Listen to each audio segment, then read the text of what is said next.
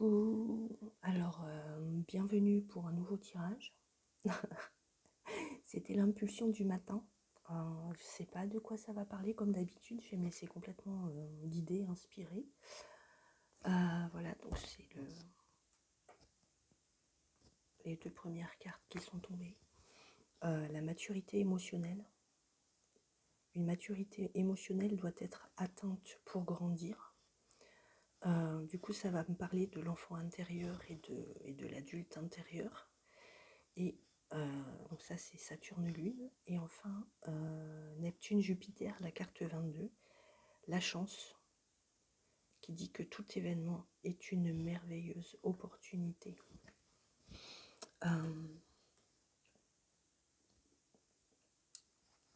Alors, la maturité émotionnelle, ça me parle de la maîtrise émotionnelle. Tout en sachant que l'émotion ne peut pas être maîtrisée, ne peut pas être refoulée. L'émotion, c'est une énergie qui passe en nous, c'est ce qui nous met en mouvement.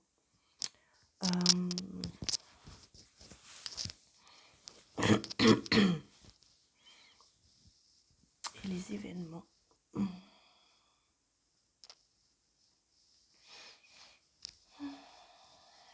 Alors en fait, chaque événement qui nous arrive, et je le comprends comme ça, est une opportunité de guérir notre enfant intérieur.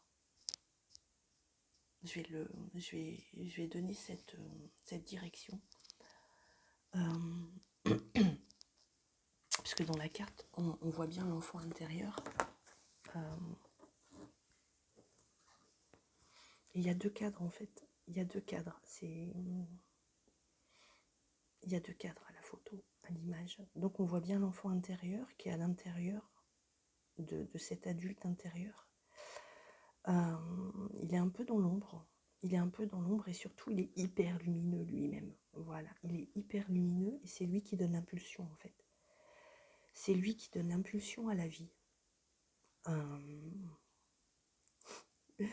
Parce que pour la plupart des personnes, l'enfant intérieur est caché à l'intérieur justement. On ne le voit pas, on ne l'écoute pas. On a tendance à le repousser quand il arrive, quand il est là, quand il émerge. On a tendance à l'enfouir. On a tendance aussi à ne pas le laisser s'exprimer. Et pourtant, c'est la part la plus lumineuse de notre être. C'est la part la plus lumineuse de notre être, puisque c'est lui qui détient les codes, c'est lui qui détient les clés, en fait, de ce qu'on pourrait appeler notre mission de vie. Alors, j'aime pas trop ce terme, parce que mission, ça donne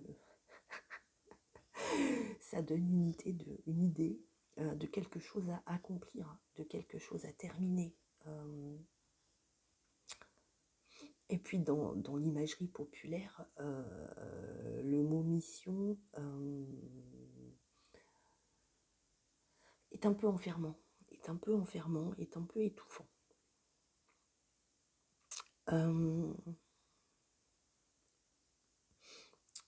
Alors,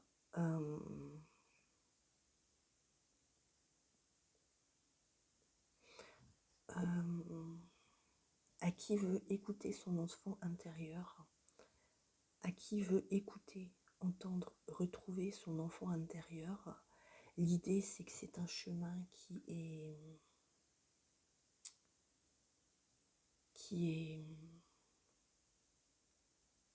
alors c'est pas un chemin facile, on va dire, voilà, c'est pas un chemin facile.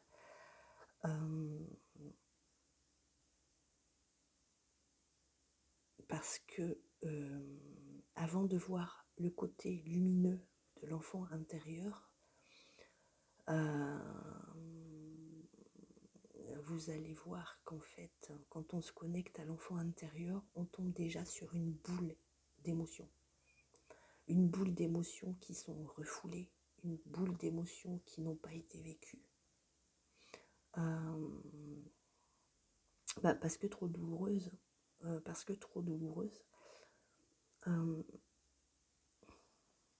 Trop douloureuse pour cet enfant.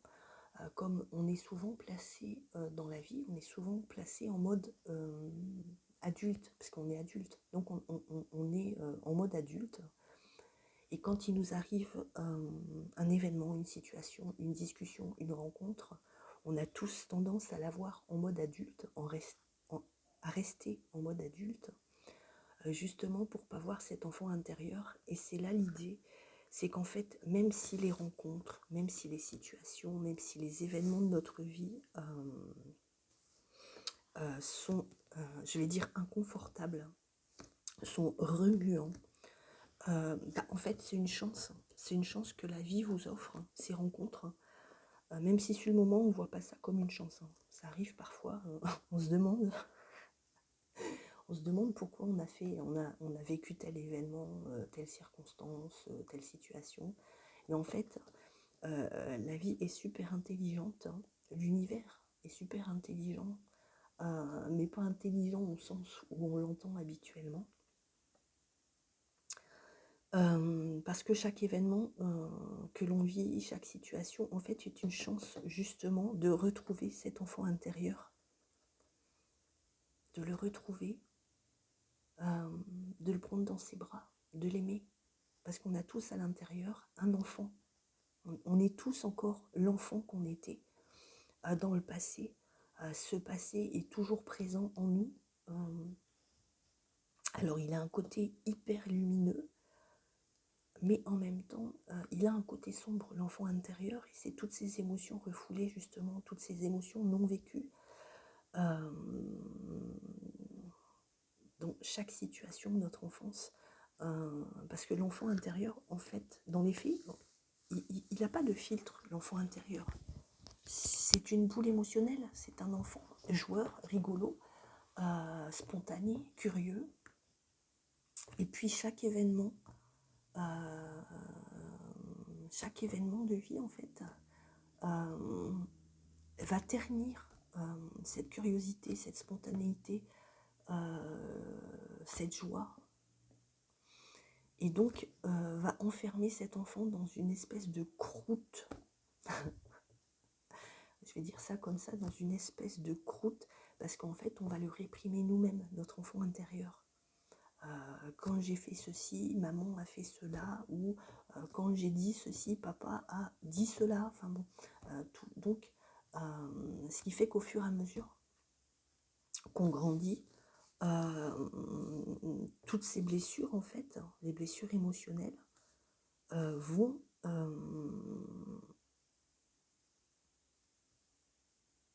enfermer cet enfant. Enfin, en fait, c'est nous-mêmes, c'est l'enfant lui-même qui s'enferme. C'est tellement souffrant pour lui qu'il va se coller une carapace, une espèce de croûte, justement, pour plus ressentir tout ça. Et c'est pour ça que...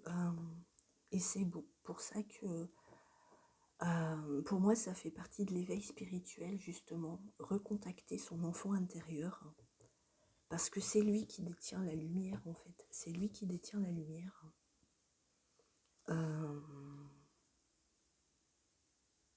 Et alors forcément, recontacter son enfant intérieur, eh bien, c'est pas un chemin facile.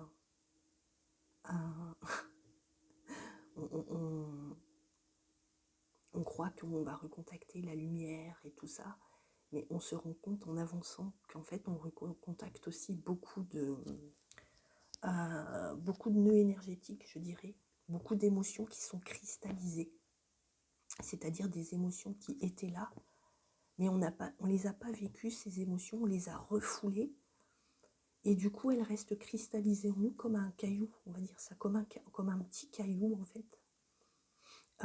Et l'idée de retrouver son enfant intérieur, de refaire ce chemin à l'envers, en fait, de l'adulte vers l'enfant, c'est un chemin qui n'est pas facile parce que, en fait, on va retrouver des souvenirs d'enfance, etc., qui sont pas évidents. Forcément. Alors, c'est pas forcément des gros traumatismes comme on l'entend. C'est pas forcément des choses affreuses. Des fois, c'est des choses toutes bêtes. Comme par exemple un enfant qui va chanter dans l'appart ou dans la maison à tue-tête. Et puis donc un des parents va simplement dire non mais arrête, c'est bon quoi. Voilà, simplement ça. Donc du coup l'expression de la joie, l'expression de la vie par le chant va être mise sous carapace. Et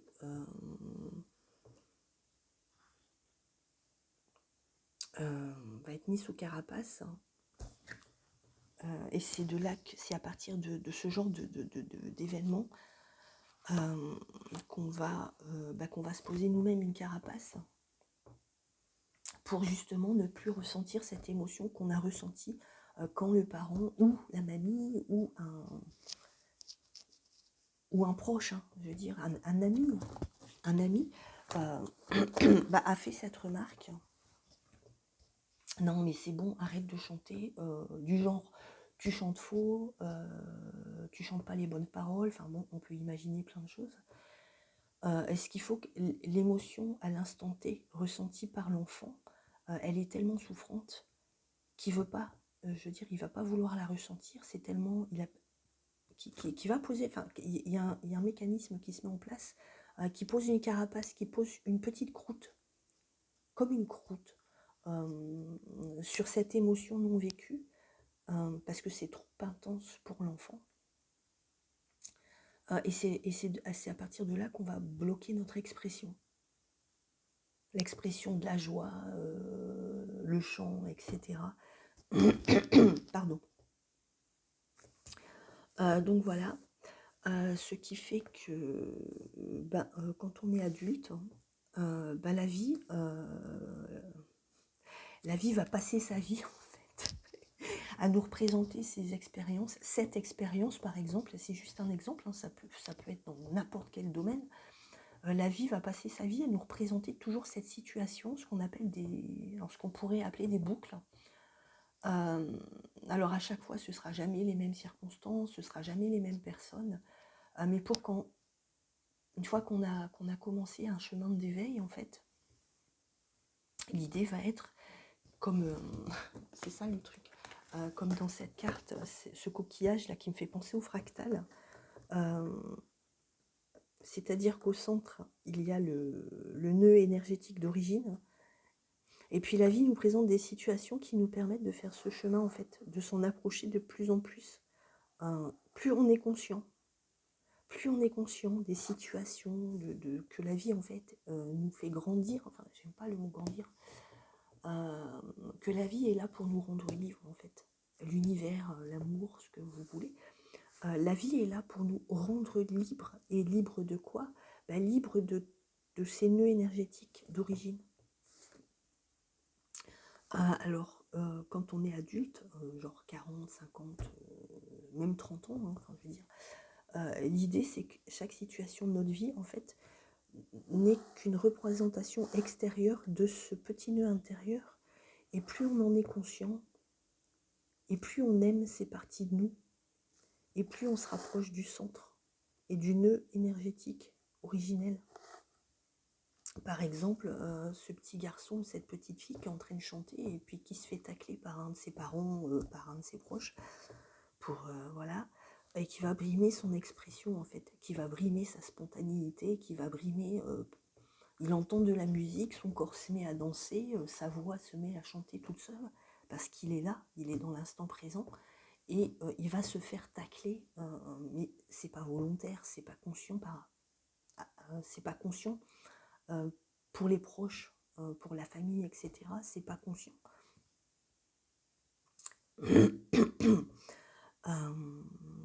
Et donc, l'idée va être, à partir du moment où on commence un chemin d'éveil, en fait, c'est ça le chemin d'éveil. C'est cette espèce de, pour moi, de coquillage qui tourne à l'envers. Donc, pendant un temps, on va tourner dans ce sens-là pour aller retrouver le nœud originel de la blessure, de toutes les blessures, pour ensuite refaire ce chemin, et qui est plutôt un chemin d'expansion de conscience. C'est-à-dire que plus on avance dans la guérison de nos blessures, plus en fait on retrouve son centre originel, l'enfant qu'on était, ce côté lumineux. Ce côté lumineux, ça me fait penser au Petit Prince. Ce petit bonhomme, il me fait penser au Petit Prince. Voilà. Et donc, ce petit enfant lumineux,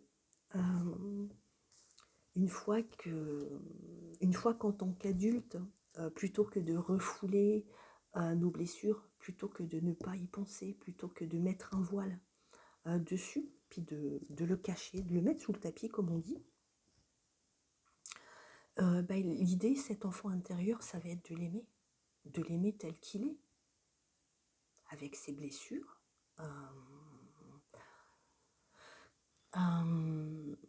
Si vous rencontriez dans la rue un enfant qui vous racontait cette histoire, je chantais à tue-tête et je me suis fait tacler, l'enfant est en train de pleurer dans la rue, un enfant inconnu, comment vous l'accueilleriez, ce petit enfant extérieur? Est-ce que vous lui diriez non mais c'est bon, j'ai autre chose à faire?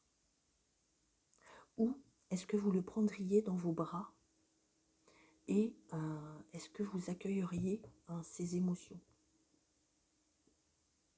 Faites cet exercice. Quand vous ressentez une émotion forte, une émotion intense par rapport à une rencontre, par rapport à une discussion, par rapport à une situation,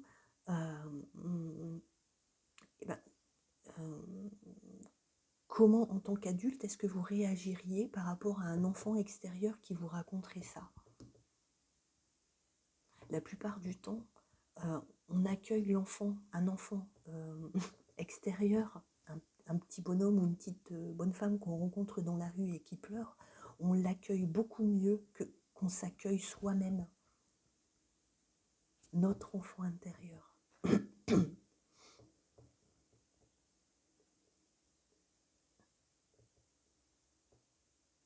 Et c'est à partir du moment où on accueille son enfant intérieur avec compassion, avec amour, avec bienveillance, on le laisse s'exprimer. On le laisse exprimer les émotions qu'il a vécues. Par exemple, quand je chantais, truc machin m'a dit ça, et du coup, je me suis sentie triste, je me suis sentie choquée, j'ai eu l'impression de prendre une claque. Vous voyez ce genre de choses? Et en fait, en tant qu'adulte, accueillir son enfant intérieur de cette façon, le prendre, ce qu'on appelle le prendre dans ses bras, lui faire un câlin, et bien c'est ce qui fait que l'enfant intérieur va se sentir en sécurité à l'intérieur de vous. Alors, ça va être l'expression de ses émotions, de ses nœuds énergétiques, ses cristallisations. Et ça va être aussi le laisser s'exprimer dans le côté lumineux aussi. Si vous avez envie de danser sur un rythme de musique que vous entendez dans un magasin, n'importe où, et laissez-vous danser. Si vous êtes dans la rue, il se met à pleuvoir, vous voyez une flaque d'eau, laissez s'exprimer votre enfant intérieur qui va sauter à pieds joints dedans, qui va se mettre les bras en croix, qui va ouvrir la bouche pour boire l'eau de pluie ou sous la neige, pour manger et gober les flocons par exemple. C'est ça aussi, laisser son enfant intérieur s'exprimer. Plus il va se sentir en sécurité à l'intérieur, et plus il va s'exprimer à l'extérieur. C'est ça. C'est ce genre de choses. Voilà. Et donc, c'est à partir du moment où l'enfant intérieur se sent en sécurité, où toutes ces émotions non dites, toutes ces émotions refoulées, toutes ces émotions cachées sous le tapis, toutes ces émotions cristallisées, c'est à partir du moment où elles seront décristallisées, apaisées, écoutées, entendues, et du coup intégrées, pacifiées. C'est à partir de ce moment que l'enfant intérieur va pouvoir s'exprimer. Et là, laissez-le s'exprimer par la danse, par le dessin, par les jeux, n'importe quoi. Et c'est là que vous verrez que vous trouverez des jalons à propos de votre mission de vie, des petits indices, des choses comme ça.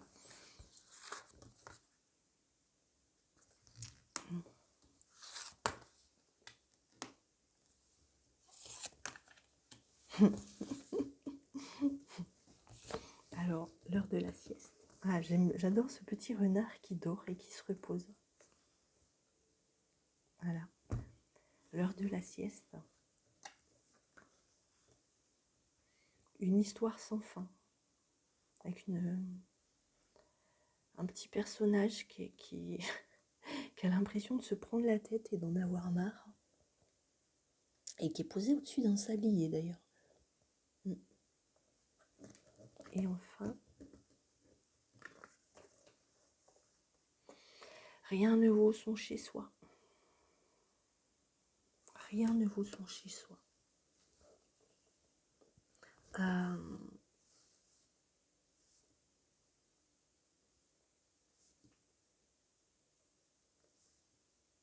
Donc il est peut-être temps, alors faire la sieste, pas de faire... Bah si, après, si vous avez envie de faire la sieste, allez-y.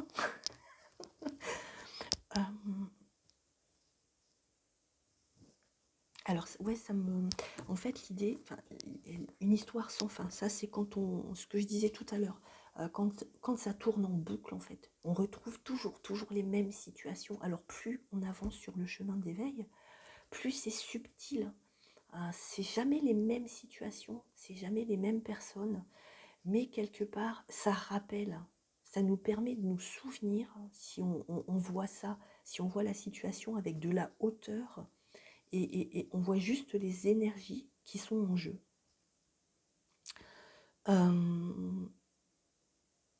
Et plus on avance, et plus c'est subtil. Donc l'idée, ça va être peut-être de faire une sieste, c'est-à-dire de se reposer déjà, de se reposer le mental qui tourne en boucle, le mental qui ressasse. Mais pourquoi ceci? Mais comment cela? Mais pourquoi je vois toujours les mêmes situations dans ma vie?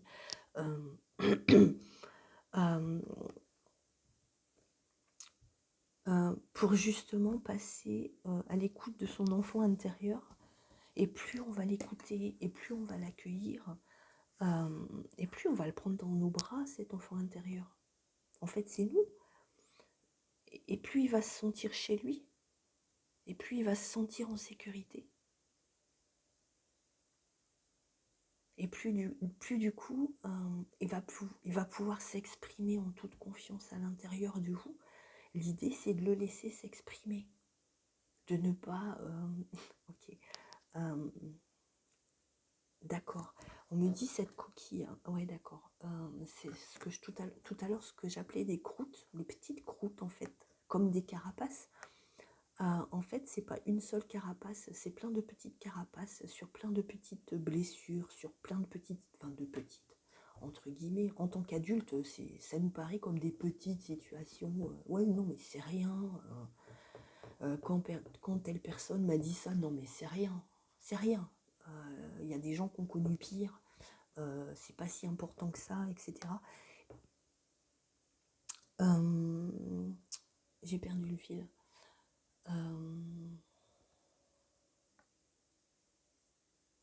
Donc voilà, plus on va aller voir ces petites croûtes, plus on va aller les voir, plus on va les...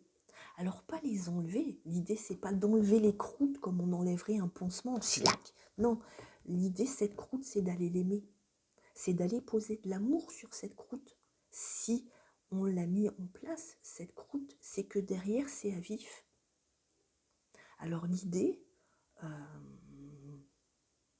ça va pas être d'enlever sa croûte, cette croûte, ou de dire non mais c'est pas important, non, ce que j'ai vécu c'est pas important. Pour vous, en tant qu'adulte, c'est peut-être pas important parce qu'il y a la vie qui court, parce qu'il y a la vie qui roule, il faut aller au travail, etc. Il y a les enfants. Pour vous, en tant qu'adulte, c'est pas important. Mais pour votre enfant intérieur, c'est hyper important parce que c'est ce qui l'empêche de se déployer. C'est ce qui l'empêche de prendre toute sa place en vous, cette part la plus lumineuse en vous. Donc, peut-être l'idée... peut-être l'idée, si vous voulez...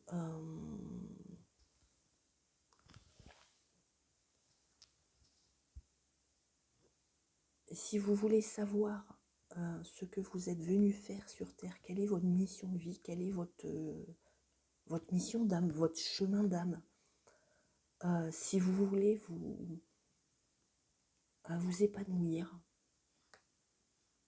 dans un travail qui vous plaît, dans une famille qui vous plaît, enfin, si vous voulez vous épanouir dans votre vie et puis être, on me dit, dans le flow en fait, être dans le flow de la vie, en fait l'idée ça va être de retourner à votre enfant intérieur et puis d'aller aimer toutes ces petites croûtes, d'aller aimer toutes ces expériences et d'aller aimer cet enfant en vous qui est blessé toujours, qui est blessé encore, allez l'aimer tel qu'il est.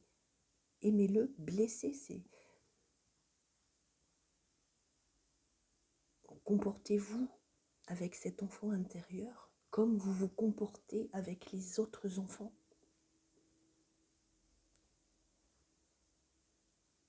Alors, ouais, toujours cette idée, j'aime cette image. Vous croisez un enfant dans la rue qui vient de tomber et puis qui s'est égratigné le genou, par exemple. Qu'est-ce que vous allez faire? Non, mais c'est pas important.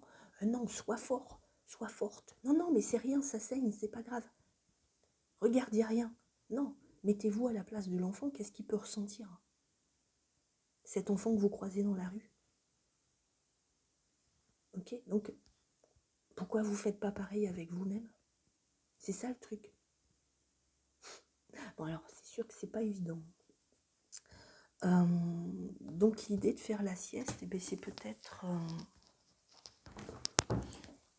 d'arrêter de ressasser, d'arrêter de repenser, de se dire, de se dire, de ruminer. Voilà ce que j'appelle ruminer. Mais pourquoi? Mais comment? Et puis vraiment d'aller voir l'émotionnel. Plutôt que dire mais pourquoi? Mais comment? Dites-vous comment je me suis sentie. Alors si vous n'arrivez pas à mettre un ressenti dessus, allez voir sur internet, il y a une liste d'émotions, enfin il y en a plein d'ailleurs, il y a plein de listes d'émotions. Comment je me suis sentie? Je me suis sentie comme ça. Et si un enfant dans la rue vous dit mais je me sens triste, je me sens effondrée, qu'est-ce que vous faites avec un enfant dans la rue qui fait ça? Vous ne déniez pas son ressenti? Bah, du coup, faites pareil avec vous. Ok, je me suis sentie triste, je me suis sentie effondrée, j'ai eu l'impression de me prendre une claque, me prendre un mur. Et exprimez cet émotionnel, exprimez-le, laissez cet émotionnel s'exprimer en vous, pleurez, criez, tapez dans un coussin, dans un coussin. Tapez dans un coussin et de cette façon, vous laissez votre enfant intérieur s'exprimer tout bêtement. Et du coup, il va se sentir apaisé parce que cet émotionnel, il l'aura enfin exprimé. Il se sentira apaisé, il se sentira accueilli tel qu'il est. Et pas accueilli que quand il est joyeux, accueilli que quand il est heureux. Il sera accueilli aussi pour les fois où il a été triste, où il s'est senti rejeté, où il s'est senti abandonné. Et c'est à partir de là, justement, que cette maturité émotionnelle arrive. C'est-à-dire que c'est à partir de ce moment-là que les situations de la vie nous le rappellent de moins en moins. À partir de ce moment-là, vous verrez, vous rencontrerez des personnes, des situations, des événements, et vous ne réagirez pas autant.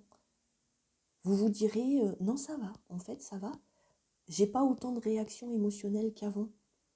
Mais c'est simplement que votre enfant intérieur, en fait, il se sent accueilli. Il s'est senti accueilli. Et du coup, il réagit moins. Parce qu'il se sent à la maison, en fait. Cet enfant intérieur se sent à la maison, il se sent chez lui, à l'intérieur de vous. Il sent en sécurité. Il sait que quand il aura besoin d'exprimer une émotion inconfortable, eh ben vous serez là en tant qu'adulte pour l'accueillir. En fait, c'est ce que j'appelle le reparentage. On n'a pas tous eu des parents parfaits, puis c'est ok. Je veux dire, en tant que parents, nous-mêmes, on n'est pas parfaits. Hein. Euh, et, et en faisant ça, en fait, on devient un bon parent soi-même pour nous en tant qu'enfant. En fait, on devient le parent qu'on n'a pas eu quand on était petit.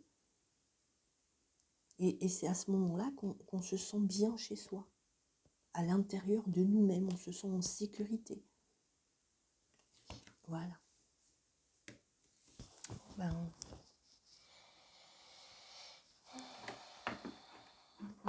est-ce qu'il y a une petite dernière? Ouais, ok.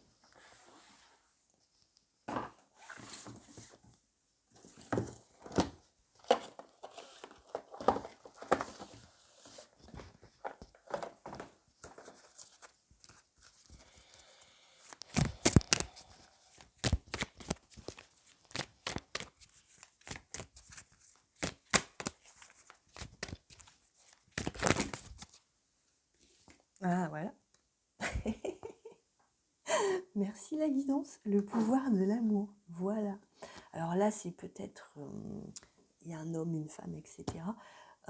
Mais le pouvoir de l'amour, c'est pour moi, ça représente... Enfin,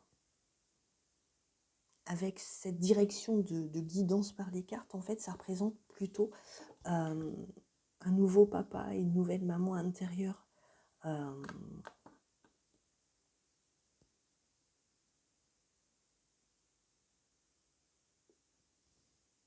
Qui reparente l'enfant intérieur de façon plus équilibrée par rapport à ce qu'on a connu tous étant enfants. Le pouvoir de l'amour. L'amour guérit tout.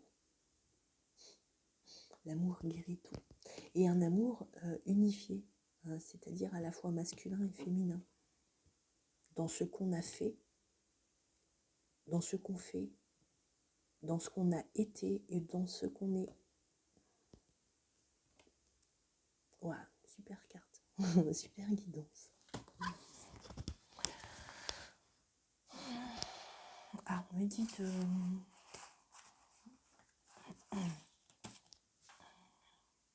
Ah, d'accord. Ok. Alors, la direction, c'est une carte que j'ai tirée avant le tirage et qui m'a donné simplement une direction. Donc, cette carte, c'est la maison 12, je brise le mauvais karma. Effectivement, dans cette boucle, alors pour moi, le karma, c'est pas les vies antérieures. Enfin, je ne travaille pas avec les vies antérieures, je veux dire. Parce que pour moi, on a plusieurs vies dans une vie. On a la vie de l'enfant intérieur, la vie de l'adolescent, la vie de jeune adulte, la vie d'adulte, etc. Et en fait, briser le mauvais karma, c'est pas forcément... Alors pour moi, le karma déjà n'est pas mauvais.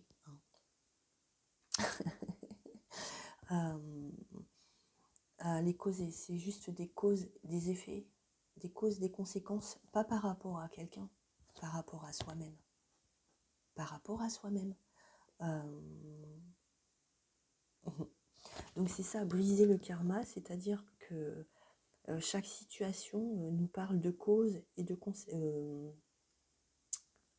et d'effets en fait. Donc quand on était à cet endroit-là, enfant intérieur, telle situation nous a fait poser une carapace, une carapace, une carapace. Bon, on en a plein. Et puis l'idée quand on fait ce chemin, d'enlever ces carapaces, en fait ça permet de s'aimer de mieux en mieux. Pas d'aimer les autres mieux, ça vient après. L'idée c'est de s'aimer soi de mieux en mieux, de plus en plus, entièrement, l'inconfortable et le confortable en nous. Et ce qui fait que pour moi, donc ce mauvais karma, en fait, pour moi, ça représente toutes ces petites croûtes, toutes ces petites carapaces, et le fait d'aimer l'entièreté de nous-mêmes, c'est-à-dire le confortable, l'inconfortable, l'enfant blessé, l'enfant lumineux, etc.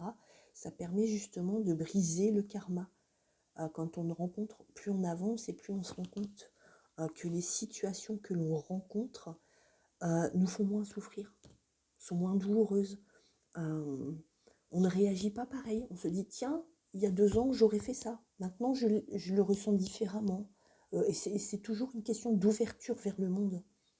Plus on avance et plus on s'ouvre à la magie, plus on s'ouvre Et bien à la vie, à la vie. Donc voilà. Mm.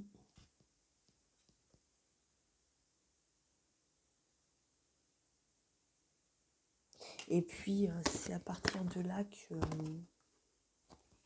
voilà, dernière carte.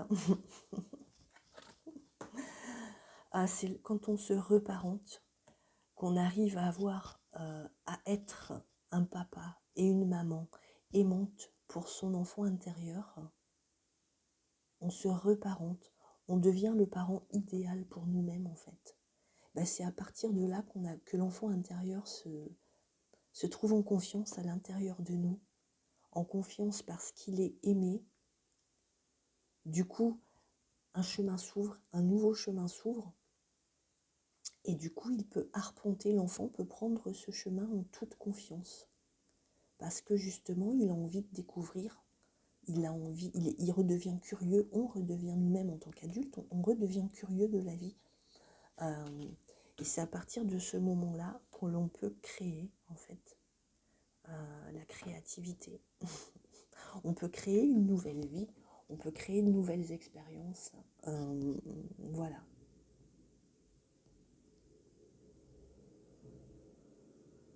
Une nouvelle, on me dit, on peut créer une nouvelle ligne de temps désencombrée justement de tous ces cailloux, de toutes ces croûtes, de toutes ces carapaces. Un chemin plus fluide. Voilà.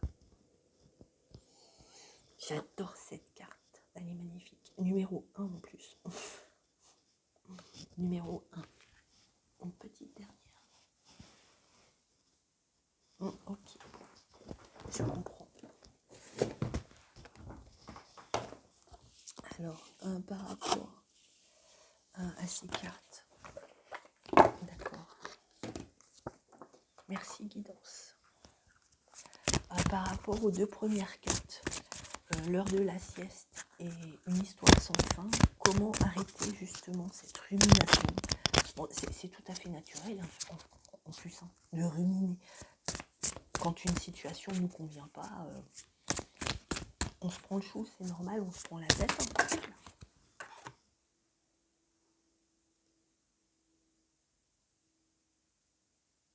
Hein. Alors, pour les deux cartes, voilà, ces deux-là. L'heure de la sieste, une histoire sans fin. Arrêtez les boucles, arrêtez de ruminer. La carte, c'est vivez dans la joie et l'émerveillement.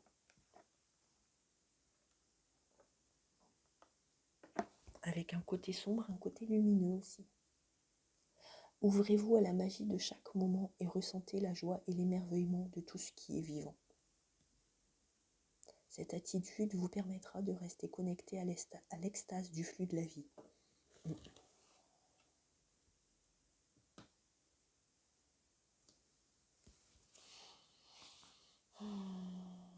Ça, c'est l'enfant intérieur, en fait, pour moi, si je garde le même axe de guidance.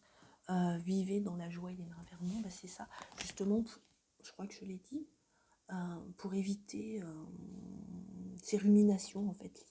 L'idée, c'est les ruminations, on fait la sieste. Et comment ces ruminations font la sieste?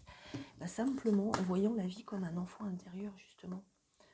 Quand vous vous promenez, plutôt que de penser à la liste de courses, à ce qu'on prépare le soir à manger, etc., ménagez-vous quelques minutes par jour pour justement voir la vie telle qu'elle est.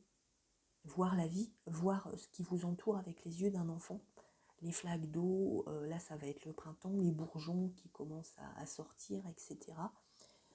Et c'est quand justement on voit la vie avec la vie de cet enfant, avec la vue de cet enfant intérieur, que ces ruminations s'arrêtent quelque temps en fait. Ça s'arrête, on se trouve dans le flux. Bon, après, ça revient, peut-être les ruminations. Mais c'est quand on est dans le flux de la vie, justement, qu'on se sent chez soi. Qu'on se sent chez soi.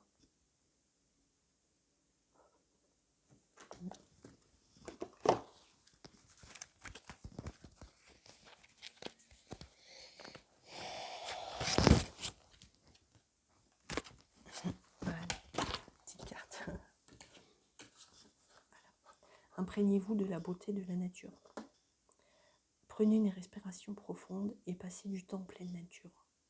Ressourcez-vous en ressentant la beauté et la magie qui se manifestent partout. Donc, bah ouais, prenez 5-10 minutes, un quart d'heure par jour pour faire une promenade en nature. Ça peut être un parc, hein, ça peut être un ruisseau à côté de chez vous, pour vraiment apprécier la beauté, vous connecter au bruit, au son de la nature, vous connecter à la vue, regardez la nature avec vos yeux, et pas être dans la nature et penser à autre chose. Voilà. Ça peut être un parc, ça peut être n'importe quoi. Je veux dire, c'est pas besoin d'habiter à la campagne. C'est pas. Voilà, même en ville, on peut le faire. Hein. Donc voilà.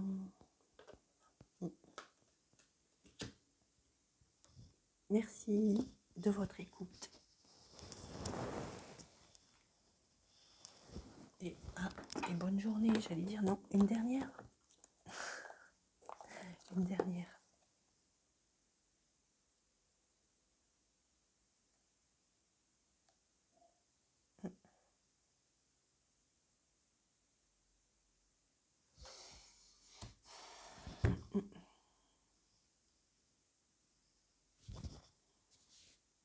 Voilà, je terminerai là-dessus. Vous êtes bénis par la lumière.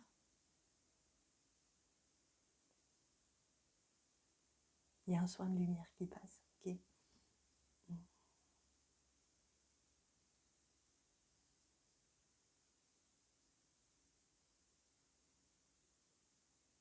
Vous méritez le meilleur. Vous méritez le meilleur. Vous méritez le meilleur.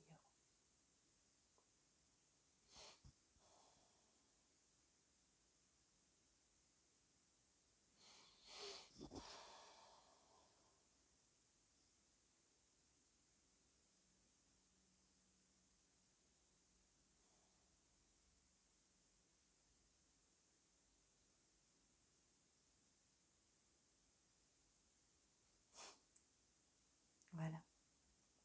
Merci et bonne journée.